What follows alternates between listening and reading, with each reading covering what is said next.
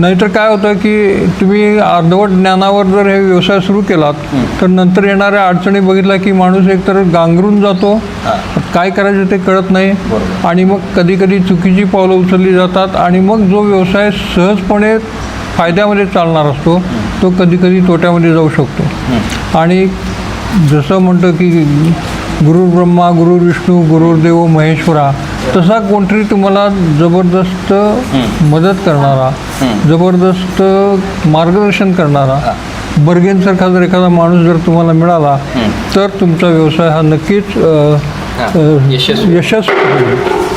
नुसतं आर्थिक यश हे मी या व्यवसायाकडे बघत नाही. बरोबर. हा व्यवसाय हा त्या व्यवसायामध्ये जे लोक इन्वॉल्ड आहेत, जे लोक त्याच्यामध्ये काम करतात त्या प्रत्येकाला, इन्क्लुडिंग इथला भैया, प्रत्येकाला हा व्यवसाय करताना आनंद व्हायला पाहिजे, त्याला आर्थिक समाधान व्हायला पाहिजे आणि जर असं झालं तरच तो त्याच्यामध्ये झोकून देऊन काम करेल. आज आम्ही हॉस्पिटलमध्ये 24 तास काम करतो, दिवसातनं 10-10 तास मी ऑपरेशन्स करतो, पण ते झाल्यानंतर मला असं कधी वाटत नाही की मी आता थकून गेलो आहे, मला बस झालं, मी उद्या येणार नाही ऑपरेशनला, असं कधीच होत नाही.